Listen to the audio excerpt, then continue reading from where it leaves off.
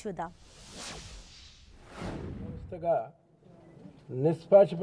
నిష్పక్షపాతంగా పనిచేసే వ్యవస్థ మన సొంతం కావటం మన అందరికీ కూడా సంతోషకరమైన విషయం. ఈ ఒరవడిలో నుంచి, ఈ సంస్కృతిలో నుంచి వచ్చిందే రాష్ట్ర ఎన్నికల సంఘం కూడా. రాజ్యాంగ ఆదేశాల మేరకు స్థానిక సంస్థల ఎన్నికలు సకాలంలో నిర్వహించటం కమిషన్ విధి. ఇప్పటికే అనివార్య కారణాల వల్ల ఆలస్యమైన ఎన్నికలు హైకోర్టు ఆదేశాల మేరకే చేపట్టడం కూడా జరిగింది. దరిమిలా న్యాయ వివాదాలు ఉన్నప్పటికీ మొన్నటి ఉన్నత న్యాయస్థానం తీర్పుతో దాదాపు తెరపడిందిగా భావించాల్సి ఉంటుంది. సుప్రీంకోర్టులో తుది నిర్ణయం ఏదైనా వస్తే దాన్ని తప్పనిసరిగా పాటిస్తాం. రాష్ట్ర ఉన్నత న్యాయస్థానం మొన్నటికి మొన్న ప్రధాన న్యాయమూర్తి నేతృత్వంలో ఇరువైపుల వాదనలు కూడా విని సహేతుకమైన తీర్పునే వెల్లడించింది. ప్రభుత్వం తన వాదనలను బలంగా వెల్లడించింది. ఎన్నికల సంఘం కూడా సహేతుకంగా విస్తృత ప్రజా ప్రయోజనాల దృష్ట్యా మరియు ఉద్యోగ సిబ్బంది ఓటర్ల భద్రతను మదింపు చేసి ఎన్నికలు జరపడానికి సరైన తరుణాన్ని ఎన్నిక చేసింది అనే వాదనని హైకోర్టు విశ్వసించింది. అందుకనే ఈ ఎన్నికలు జరపాలనే ప్రక్రియను ప్రారంభించి ముందుకు వెళ్తున్నాం. కమిషన్కు న్యాయ వ్యవస్థపై పూర్తి నమ్మకం, గౌరవం, విశ్వాసం, విధేయత ఇప్పుడు ఎప్పుడు ఎల్లవేళలా ఉంటాయి. గతంలో సుప్రీంకోర్టు ఇచ్చిన నిర్ణయాన్ని కూడా కమిషన్ వెనువెంటనే అమలు చేసింది. ఇప్పుడు 4 విడతలుగా జరగనున్న ఈ ఎన్నికలు పూర్తిగా జిల్లా కలెక్టర్లు వాళ్ళ సూచన మేరకు స్థానిక పరిస్థితుల దృష్ట్యా లోకల్ వ్యాక్సినేషన్ ప్రోగ్రాంకి అనుసంధానంగానే కలెక్టర్లు రూపొందించడం జరిగింది. ఈ మొదటి విడత ఎన్నికల్లో విజయనగరం, ప్రకాశం మినహా ఈ 11 జిల్లాల్లోనూ దాదాపు రెవెన్యూ డివిజన్ ప్రాతిపదికగానే ఎన్నికలు జరుగుతాయి. ఎన్నికల సమయాన్ని కూడా ప్రజా అవసరాల దృష్ట్యా గతంలో ఉన్నట్లు 7 గంటల నుంచి 1 గంట వరకు ఉన్న టైంని 6:30 నుంచి 3:30 వరకు పొడిగించడం జరిగింది. 4 గంటలకు ఎన్నికల లెక్కింపు చేపట్టనున్నాం. అందరూ జిల్లా కలెక్టర్లతో రాష్ట్ర ఎన్నికల సంఘం ఈ వరకే సంప్రదింపులు జరిపింది. ఎన్నికల ఏర్పాట్లన్నీ కూడా సంతృప్తిగా ఉన్నాయనే ఒక నిర్ణయానికి కమిషన్ వచ్చింది భావిస్తోంది. ఈ నిధులు, సిబ్బంది గురించి జిల్లాలకు ఉన్న కొన్ని సమస్యలు ఏవైతే ఉన్నాయో ఈరోజు మధ్యాహ్నం ప్రతిపాదించిన 3 గంటలకు జరిగే వీడియో కాన్ఫరెన్స్లో పరిష్కరించాలని భావిస్తున్నాం. ఈ కాన్ఫరెన్స్కి CS, DG, principal secretary finance, principal secretary Panchayati Raj, commissioner Panchayati Raj వీళ్ళందరూ కూడా విధిగా హాజరవ్వాలని చెప్పి, మీ సూచనలు తెలియజేయాలని చెప్పి కూడా ఈ సమావేశం ద్వారా కోరాం. పని ఒత్తిళ్లు ఉన్నప్పటికీ కూడా వీరందరూ కూడా వస్తారని మేము భావిస్తున్నాం. ప్రభుత్వ పరంగా తోడ్పాటులో కమిషన్కి మిశ్రమ అనుభవాలు ఉన్నాయి. రాష్ట్ర ప్రధాన కార్యదర్శి, డైరెక్టర్ జనరల్ ఆఫ్ పోలీసు ఇద్దరు కూడా చాలా పరిణితి చెందిన అధికారులు. వారితో నాకు వ్యక్తిగతంగానూ వృత్తిపరంగానూ సత్సంబంధాలు ఉన్నాయి. ఎటువంటి సమస్యనైనా కూడా చర్చలతో పరిష్కరించాలి అనే తత్వం ఎన్నికల కమిషన్కి మొట్టమొదటి నుంచి కూడా ఉందని చెప్పి నేను మనవి చేస్తా ఉన్నాను. కాకపోతే రాష్ట్ర పంచాయతీరాజ్ శాఖ మాత్రం కొంత మెరుగైన పనితీరుని ఇంకా కనపరుస్తున్న అవసరం అయితే ఉంది. పంచాయతీ కమిషనర్కి రాష్ట్ర ఎన్నికల అధికారిగా ఒక విస్తృతమైన పాత్ర, ఈ ఏర్పాట్లన్నీ కూడా చేపట్టడం, సమన్వయం చేయాల్సిన బాధ్యత ఉంది. కానీ జిల్లాల వారీగా జరిగిన చర్చలు చూస్తే అపరిష్కృతంగా కొన్ని సమస్యలు ఉండిపోవటం శోచనీయం. ముఖ్యంగా ఎన్నికలు జరిపే ముందు ఏ ఎన్నికల రూల్ ప్రకారం మేము ముందుకు పోతున్నాం అనే దాని మీద స్పష్టత అవసరం. అది లేకుండా ఎన్నికలు అనేవి జరపలేం. కానీ ఈ స్పష్టత ఇవ్వటంలో పంచాయతీరాజ్ కమిషనరు, పంచాయతీరాజ్ సెక్రటరీ పూర్తిగా విఫలమైన నేపథ్యం చాలా బాధాకరం. ఎందుకంటే రాష్ట్ర సమత న్యాయస్థానానికి ప్రభుత్వం తరఫున స్పష్టమైన హామీ ఇచ్చాం. మనం 2021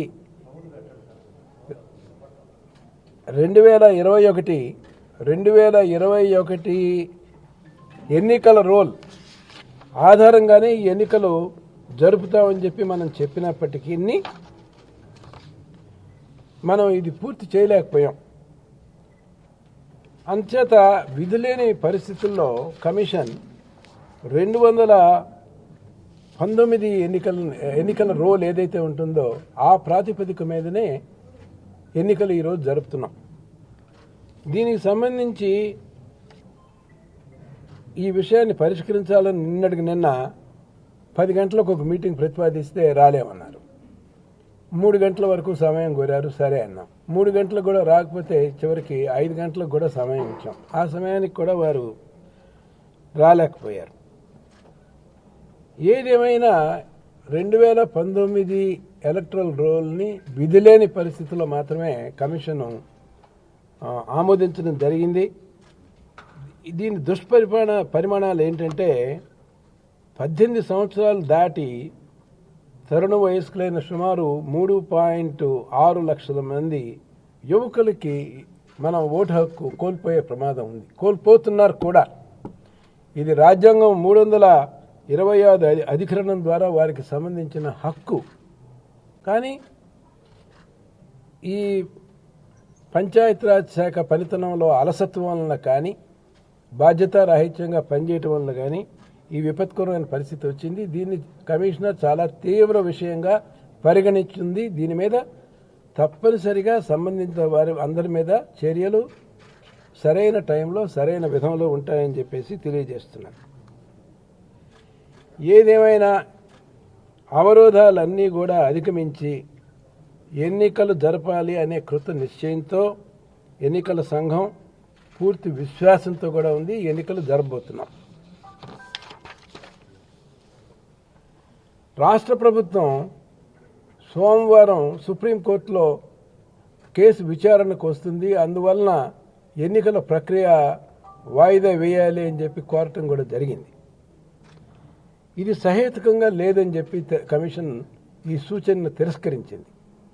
ఈ ముందుగా నిర్ణయించిన ప్రకారమే ఎన్నికల ప్రక్రియ ఈ రోజుతో ఆవిష్కృతం అయింది. నేను ఒక విషయం మీ అందరికీ కూడా తెలియజేస్తున్నాను. మనం పనిచేస్తున్న వ్యవస్థలో గవర్నరు, చీఫ్ సెక్రటరీల వంటి వారు రాజ్యాంగ పదవుల్లో ఉన్నత పదవులతో ఉన్న వారితో ఉన్న ఉత్తర ప్రత్యుత్తరాలన్నీ కూడా గోపనీయమైన విషయాలు.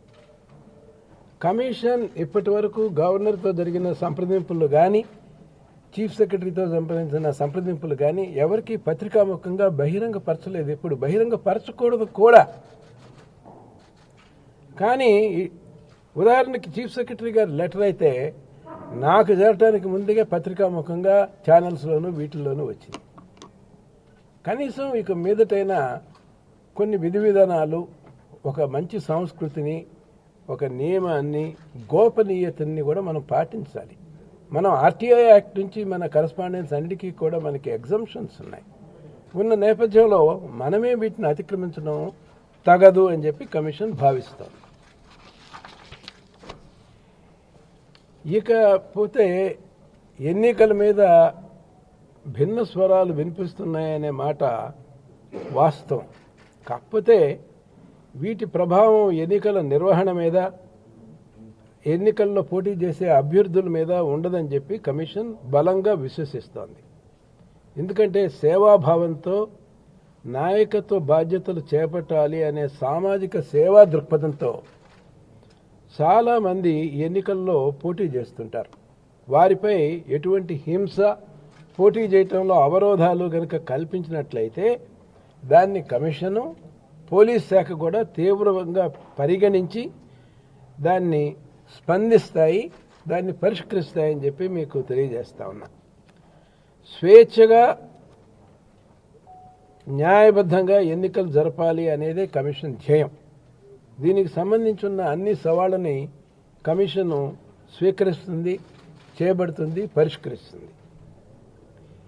ఎన్నికల ద్వారా సామాజిక స్పృహ కలిగిన నాయకత్వం రావటం, దానివలన పంచాయతీల పనితీరు గణనీయంగా మెరుగుపడుతుంది. ముఖ్యంగా కరోనా వంటి విపత్కర పరిస్థితులు వచ్చిన నేపథ్యంలో స్థానిక నాయకత్వం బలంగా పనిచేసి ప్రజలందరినీ కూడా చక్కగా సమాయత్తపరుస్తుందని చెప్పి కమిషన్ విశ్వసిస్తోంది. ఇది మన దేశవ్యాప్తంగా ఉన్న అనుభవం ఇదే.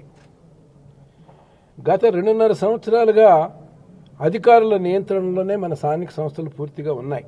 అంచేత వాటి పనితీరు అంతంత మాత్రంగానే ఉంది. ఈ ఎన్నికలు జరపడం ద్వారానే అవి బలపడతాయి. విధులు, నిధులు, అధికారాలు ఈ సంస్థలకి ఎన్నికల ద్వారానే చేరతాయి. ముఖ్యంగా సమాజంలో బడుగు బలహీన వర్గాలు, ప్రత్యేకించి మహిళల ఆస్తిత్వం ఈ స్థానిక సంస్థల్లో నాయకత్వాన్ని చేపట్టడం ద్వారా బలపడతాయి. అందుకని ఎన్నికలను మనం అందరం కూడా స్వాగతించాలి. ఎన్నికల్లో ముఖ్యంగా అక్రమాలు, ఏకగ్రీవ ఎన్నికల మీద ప్రత్యేకంగా దృష్టి కమిషన్ పెట్టబోతోంది.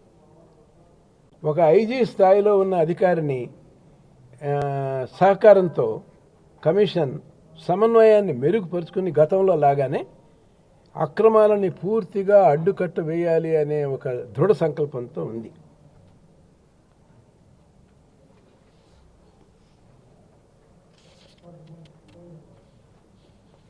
ఇకపోతే ఎన్నికల సంఘానికి కూడా జిల్లా కలెక్టర్లకు ఉన్నట్టే మాకు కొన్ని సమస్యలు ఉన్నాయి. మాకు నిధుల గురించి సమస్యలు ఉన్నాయి, మాకు సిబ్బంది కొరత ఉంది. వీటన్నిటినీ పరిష్కరిస్తారని చెప్పి ప్రభుత్వ దృష్టికి తీసుకెళ్ళాం. ప్రభుత్వం పరిష్కరించకపోతే కోర్టు దృష్టికి తీసుకువెళ్ళాం. కోర్టు ఆదేశాల మీదకు పరిష్కరిస్తామనే స్పష్టమైన హామీ కోర్టు కూడా ప్రభుత్వం తెలియపరిచింది. కానీ ఈ హామీని అమలుపరచడంలో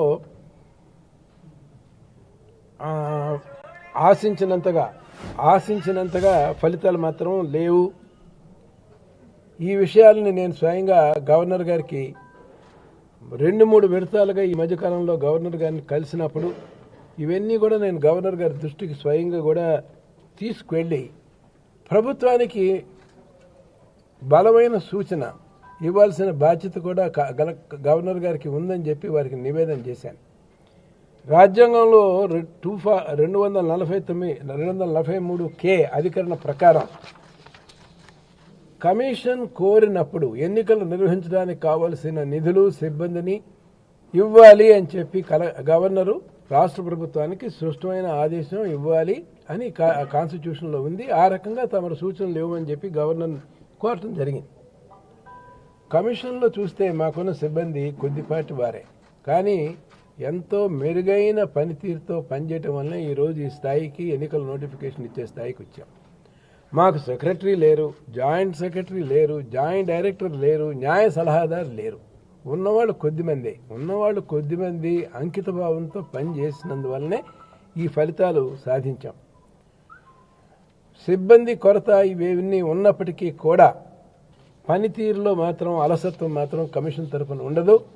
ఇవి అవరోధాలు వచ్చినప్పటికీ వీటన్నిటిని కూడా అధిగమించి ఎన్నికలు మాత్రం నిర్వహించి తీరుతాం. ఈ ఎన్నికలు నిర్వహించడం తప్పనిసరిగా కమిషన్కి ఒక పెను సవాలే. అయినప్పటికీ ఇవి ఏవి కూడా మా పనితీరుని ఏ రకంగానూ ప్రభావితం చేయలేవు. ఇకపోతే కొన్ని ఉద్యోగ సంఘాలు కొన్ని భిన్నాభిప్రాయాలను వ్యక్తం చేస్తున్నాయి. ఈ విషయంగా నేను వారికి తెలియజేసేది ఏంటంటే, దేశవ్యాప్తంగా స్థానిక సంస్థల ఎన్నికలు జరిగాయి, అసెంబ్లీ ఎన్నికలు జరిగాయి, 5 అసెంబ్లీలకు ఎన్నికలు జరగనున్నాయి. దేశమంతటా ఎన్నికలు జరుగుతుంటే ఆంధ్రప్రదేశ్లో మాత్రం ఎన్నికలు వద్దు అని చెప్పి కొంతమంది కోరుకోవటం ఇది సరికాదు. ప్రజాస్వామ్య వ్యవస్థలే ప్రజలే పాలకులు, మనం ప్రజలకు సేవకులం. మనం ప్రజా సేవకులం, మనం నిబద్ధతతో ప్రజాహితం కోసం, ప్రజా సంక్షేమం కోసం పనిచేయాలి అనే వాదనని కనుక మీరు కనుక విస్మరిస్తే దుష్ఫలితాలు ఉంటాయి. ఇది గమనించాలి మనం అందరం కూడా.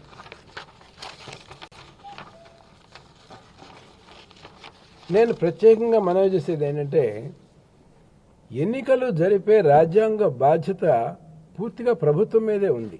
ఎన్నికల కమిషన్కు ఉండేది వేళ్ల మీద లెక్కబెట్టే సిబ్బంది. ఈ కార్యక్రమాన్ని అంతా నిర్వహించేది రాష్ట్ర ప్రభుత్వ ఆధ్వర్యంలో, రాష్ట్ర ప్రభుత్వ ఆదేశాల మేరకు జిల్లా కలెక్టర్లు నిర్వహించాలి ఉద్యోగుల ద్వారా.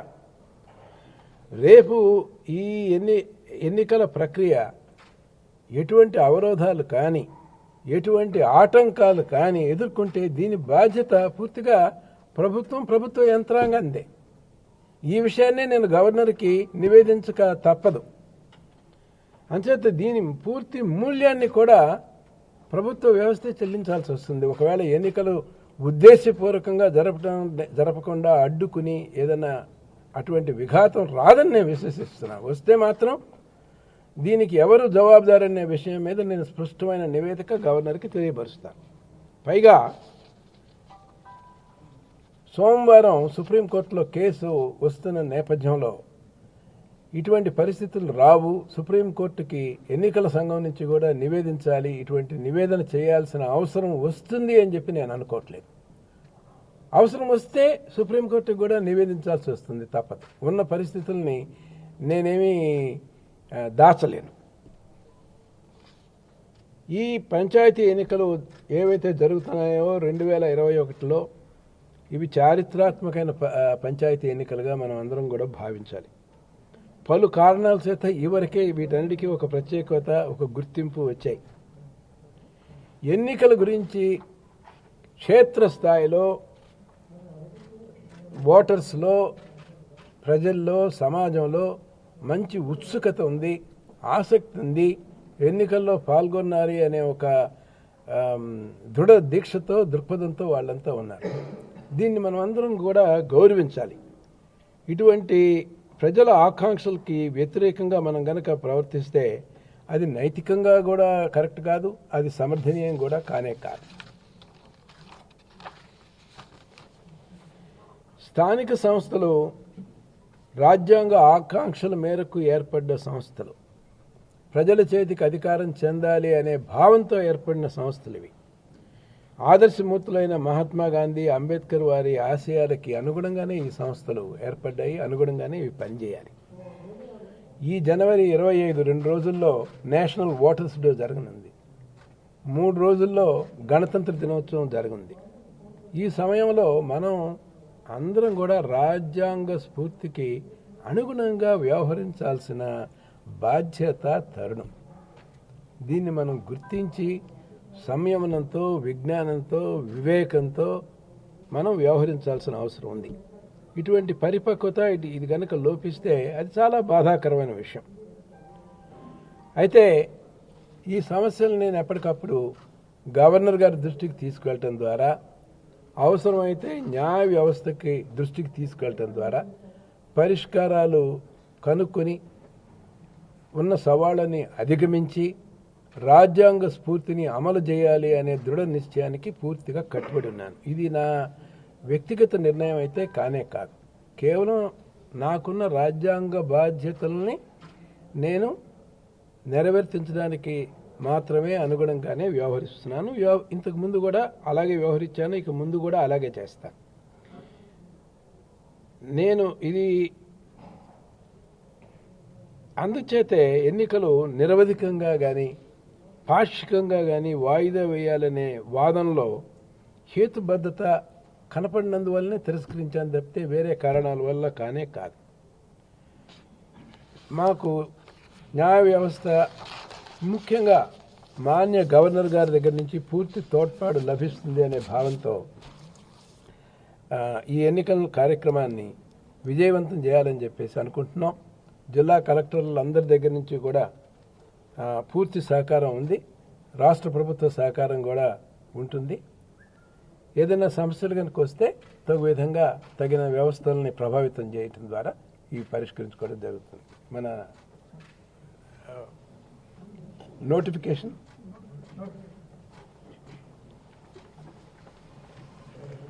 గతంలో జరిగినట్టే ఈ నోటిఫికేషన్ ఏదైతే ఉంటుందో ఈ అన్ని అంచెలకి సంబంధించిన నోటిఫికేషన్ని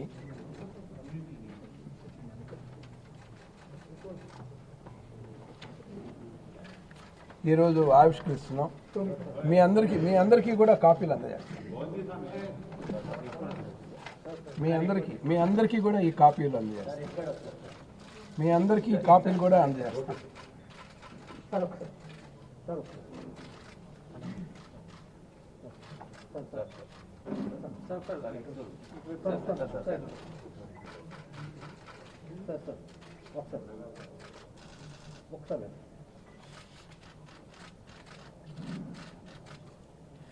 ఆహ్వానం మన్నించి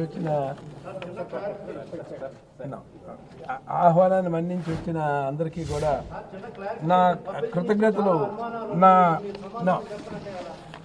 కృతజ్ఞతలు తెలియజేస్తా ఉన్నాను. దయచేసి డిస్టర్బెన్స్ క్రియేట్ చేయండి.